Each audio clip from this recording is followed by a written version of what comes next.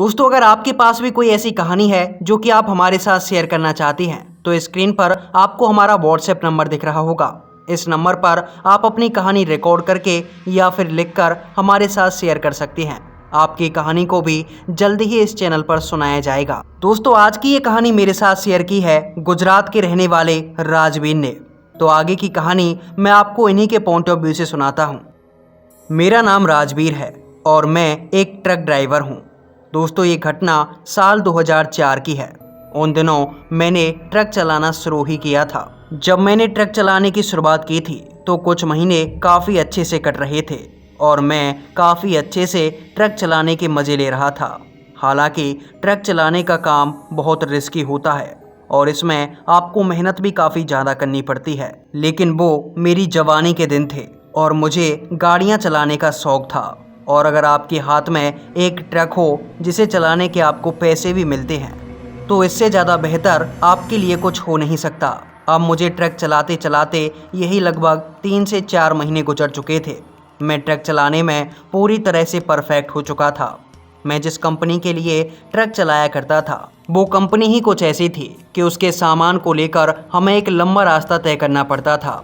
अब तक मैं दिन के समय में ट्रक चलाता आया था और अब मेरा मन था कि मुझे रात की शिफ्ट ले लेनी चाहिए, क्योंकि रात के समय में जो ड्राइवर ट्रक चलाया करते थे उनकी तनख्वाह ज़्यादा होती थी। इसके साथ ही जब आप रात में ट्रक चलाते हैं तो आपको दिन की गर्मी से झुलसना नहीं पड़ता। रात की ठंडी ठंडी हवाएं आपको ट्रक चलाने के लिए मदहोश करती हैं और इसलिए मैंने कंपनी के साहब से बात की। मैंने उनसे कहा कि क्या मुझे रात की जॉब मिल सकती है, क्या मैं रात में ड्राइवरी कर सकता हूँ।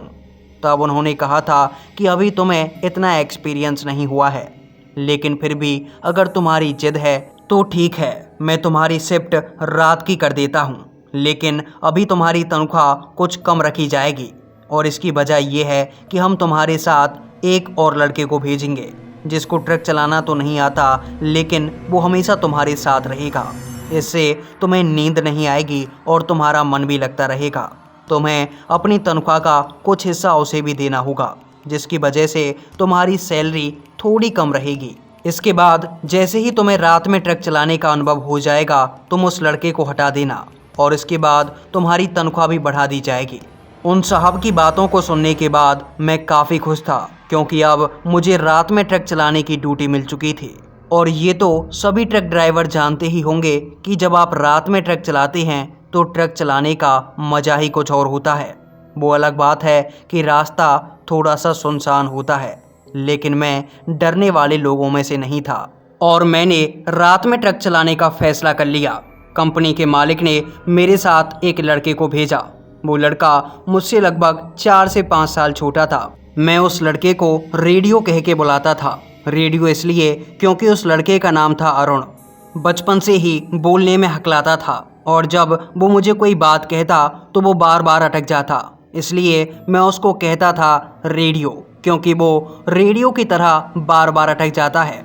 उसके सिग्नल भी रेडियो की तरह चले जाते थे। वैसे उस रेडियो के साथ मेरा सफ़र काफ़ी अच्छे से कट जाता था। रात के समय में हम दोनों ही मौज मस्ती करते और बातें करते करते हम अपने सामान की डिलीवरी कर दिया करते थे। ऐसे ही चलता रहा और लगभग 2 से ढाई महीने बीत गए और अब मुझे भी रात में ट्रक चलाने का अच्छा अनुभव हो गया था और धीरे धीरे करके मैंने उस लड़के को यानी रेडियो को भी ट्रक चलाना सिखा दिया था। थोड़ा थोड़ा रेडियो भी ट्रक चला लिया करता था और जब मुझे सोना होता तो मैं उसके हवाले ट्रक को छोड़कर सो जाया करता था। इससे मेरा दोगुना फ़ायदा हो रहा था, क्योंकि बहुत कम रुपयों में रेडियो को मैं एक ड्राइवर के तौर पर इस्तेमाल कर रहा था और अब तक सब कुछ काफ़ी अच्छा चल रहा था। लेकिन एक दिन की बात है, मैंने अपनी फैक्ट्री से मूंगफलियों की बोरियां अपने ट्रक के अंदर लोड करवाईं। लेकिन आज सफ़र कुछ लंबा था, क्योंकि आज मुझे मूंगफलियों की ये डिलीवरी राजस्थान के उदयपुर ज़िले में करनी थी और आज का ये रास्ता लगभग 5 घंटे का था। मुझे वहां पहुंचने में ही 5 घंटे लगने वाले थे। इसके बाद मैं और रेडियो हम दोनों ही अपने काम पर निकल पड़े और हमें चलते चलते लगभग 2 से ढाई घंटे बीत चुके थे। रात के 8:30 बजे का टाइम हो चुका था और हमने आधा रास्ता पार कर लिया था। लेकिन आधा रास्ता पार करने के बाद हमें हाईवे छोड़कर एक सिंगल रोड पर जाना पड़ा। वो रोड पूरी तरह से सुनसान था और ये देखकर पहले तो मुझे भी कुछ अजीब लगा, क्योंकि अभी रात के बस 8:30 पौने 9 बजे का समय ही हुआ था और इतनी रात को कोई भी रास्ता इतना सुनसान नहीं होता। लेकिन इसके थोड़ी देर बाद ही हमने उस रास्ते पर एक ऐसा नज़ारा देखा था जिसने हमें पूरी तरह से हैरान कर दिया था, क्योंकि उस सड़क के बीचों बीच लगभग 35 से 40 काले रंग के कुत्ते चले जा रहे थे और वो उस सड़क के बिल्कुल बीचों बीच चल रहे थे। और उनको देखकर मैं और रेडियो हम दोनों ही हैरान थे, क्योंकि आज तक इससे पहले हमने ऐसा नज़ारा कभी नहीं देखा था। और इन कुत्तों को देखकर रेडियो ने मुझसे कहा, अरे ये क्या उस्ताद, इतने सारे कुत्ते कहाँ जा रहे हैं? जो हाल रेडियो का था वो ही हाल मेरा था। मैंने रेडियो से कहा, अरे पता नहीं यार, इतने सारे कुत्ते कहाँ से आ गए? इसके बाद जैसे ही हमारा ट्रक उन कुत्तों के पास पहुंचा तो मैंने हॉर्न बजाया, लेकिन ट्रक का हॉर्न सुनने के बाद भी वे कुत्ते इधर से उधर नहीं हो रहे थे, जैसे उनको हमारी ट्रक का हॉर्न सुनाई ही नहीं दे रहा हो। इसके बाद हम लगातार उन कुत्तों के पीछे पीछे चलते रहे। मैंने ट्रक की रफ्तार काफ़ी कम कर ली थी। ट्रक भी इस रफ्तार में चलने में बार बार बंद हो रहा था, क्योंकि ट्रक इतना स्लो नहीं चलता जितने स्लो ये कुत्ते चल रहे थे। काफ़ी देर तक हॉर्न मारने के बाद भी जब वे कुत्ते सड़क से नहीं उतरे तो मैंने रेडियो से कहा, रेडियो मैं ट्रक रोकता हूँ और तू नीचे उतरकर इन कुत्तों को भगा के आ। इसके बाद मैंने ट्रक रोक लिया और जैसे ही रेडियो ट्रक से उतरने वाला था तो अचानक से वे कुत्ते एक साइड हो गए और देखते ही देखते सड़क से नीचे की ओर खेतों की तरफ चले गए। ये नज़ारा देखकर मैंने रेडियो से कहा, यार बड़े अजीब कुत्ते हैं, इतनी देर से हॉर्न मार रहे थे तब नहीं हटे और अब मैं नीचे उतरने की सोच रहा हूँ तब उतर के भाग गए। चलो कोई नहीं, नीचे नहीं उतरना पड़ा। और ये कहने के बाद मैंने ट्रक की रफ्तार तेज़ की और हम कुछ ही देर बाद उदयपुर पहुँच गए। उदयपुर पहुँचने के बाद हमने वहाँ पर अपने सामान की डिलीवरी की। उस कंपनी के मजदूर हमारे ट्रक के अंदर से मूंगफली की बोरियां उतार रहे थे और इतने में हम पास के एक ढाबे पर चले गए और वहां जाकर खाना खाने लगे। अभी रात के लगभग 11 बजे का समय हो चुका था और अब ढाबा भी बंद होने वाला था। हमारे वहां पहुंचते ही ढाबे वाले ने हमारे लिए खाना लगा दिया और खाना खाते वक्त मैं और रेडियो आज रात घटी हमारी उस घटना के बारे में बात कर रहे थे। रेडियो मुझसे पूछ रहा था कि आखिर वे कुत्ते सड़क पर इस तरह से क्यों चल रहे थे, लेकिन मेरे पास रेडियो के सवाल का कोई जवाब नहीं था। मैं उससे कहने लगा, अरे तुझे क्या करना, तू खाना खाना, अपने ट्रक से जैसे ही बोरियां खाली होंगी अपन वापस चल देंगे, अपने को क्या करना, वो कुत्ते चाहे जैसे चल रहे हों। हम दोनों उन कुत्तों के बारे में बातें कर रहे थे कि तभी हमारे बगल में बैठा हुआ एक 30 से 35 साल का आदमी हम दोनों को देखकर बोलने लगा, अभी तुम बातें कर रहे थे कि आते वक्त तुम्हें कुछ कुत्ते दिखाई दिए थे जो कि लाइन में चल रहे थे।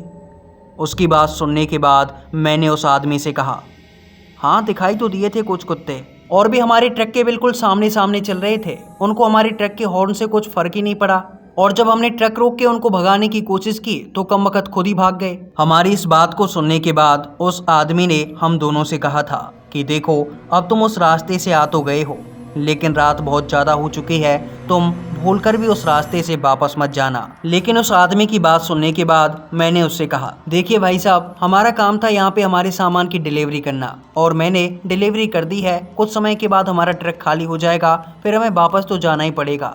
यहाँ क्या हम मूंगफलियाँ तलेंगे? मेरी बात सुनकर उस आदमी ने कहा, देखो मैं तुम्हें यहाँ से जाने के लिए मना नहीं कर रहा हूँ, मैं बस इतना कह रहा हूँ कि वापस उस रास्ते से मत जाना, क्योंकि कहा जाता है कि उस रास्ते पर कई सारी पैरानॉर्मल एक्टिविटीज़ देखी जाती हैं और अक्सर जिन लोगों को वो कुत्ते वहाँ पे दिखाई देते हैं उनके साथ कुछ ना कुछ गलत हो जाता है। उस रात समझा कर उस आदमी ने हमसे कहा था कि किसी भी हालत में तुम्हें उस रास्ते से वापस नहीं जाना, लेकिन उस दिन शायद हमारी तकदीर ही खराब थी, तभी तो हमने उसकी बात ना मानते हुए अपने ट्रक को लेकर उसी रूट की तरफ रवाना कर दिया।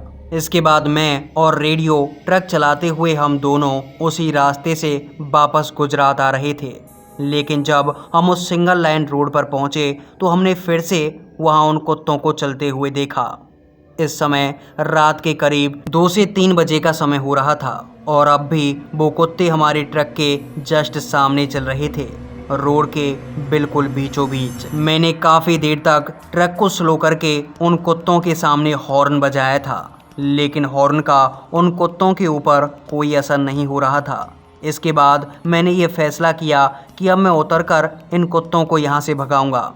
इसके बाद मैं और मेरा वो दोस्त रेडियो, हम दोनों ट्रक से नीचे उतरे थे और हमने उन कुत्तों को भगाने की कोशिश की थी। लेकिन शायद ये मेरी ज़िंदगी की सबसे बड़ी गलती थी, जिसकी वजह से मुझे ट्रक ड्राइविंग भी छोड़नी पड़ गई थी। दरअसल जब मैं और रेडियो हम दोनों सड़क पर उन कुत्तों को भगाने के लिए उतरे थे, तो मैंने देखा कि सड़क के ऊपर कोई कुत्ता मौजूद ही नहीं था। हम दोनों ने इधर उधर देखा, लेकिन उस पूरे इलाके में कोई भी कुत्ता मौजूद नहीं था।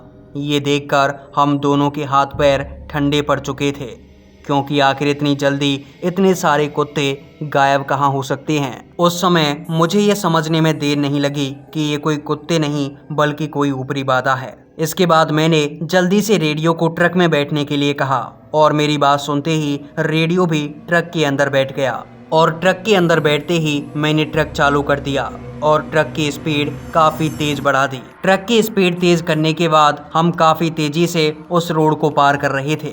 लेकिन जब हम उस रोड को पार करने ही वाले थे, तो मुझे अचानक से रोड के बीचों बीच एक बहुत गहरा गड्ढा दिखाई दिया और उस गड्ढे को देखते ही मैंने अचानक से ब्रेक लगाई। लेकिन मैंने ब्रेक इतनी जल्दीबाजी से लगाई थी कि ब्रेक लगाने के कारण हमारे ट्रक का संतुलन बिगड़ गया और ट्रक पास ही के खेतों में जा गिरा। और हमारा ये एक्सीडेंट इतना खतरनाक था कि इस एक्सीडेंट के अंदर मुझे अपना एक पैर गंवाना पड़ा था और मेरे साथ जो लड़का था जिसका नाम रेडियो था, उस रेडियो की दोनों आंखें चली गई थीं। दरअसल उसके सर पर इतनी जोर की चोट लगी थी, जिसकी वजह से उसकी आंखों की रोशनी हमेशा हमेशा के लिए चली गई। उस एक्सीडेंट के बाद जब मैंने अपनी आंखें खोली तो मैं हॉस्पिटल में था, और जब मैंने लोगों को बताया कि हमारा एक्सीडेंट कैसे हुआ था, तो लोगों ने बताया कि उस सड़क के ऊपर कोई भी गड्ढा मौजूद नहीं था। दरअसल वो मेरी आंखों का भ्रम था और बाद में मुझे पता लगा कि उस रोड पर काफ़ी सारे एक्सीडेंट आए रोज होते ही रहते हैं। दरअसल उस रोड पर अनजाने प्रेत रहते हैं, जिनके बारे में कोई नहीं बता सकता कि वे क्या हैं, कौन हैं और लोगों का एक्सीडेंट क्यों करते हैं और कुत्ते बनकर लोगों को दिखाई क्यों देते हैं। इसके बाद मैंने कभी भी उस रोड पर जाने की दोबारा कोशिश नहीं की। तो दोस्तों, ये थी राजवीर जी की कहानी। आपको ये कहानी कैसी लगी नीचे कमेंट सेक्शन में ज़रूर बताएं। और हाँ, अगर आपको भूतिया कहानियाँ सुनना पसंद है तो हॉरर स्टोरी सुनने के लिए इस चैनल को सब्सक्राइब ज़रूर कर लेना।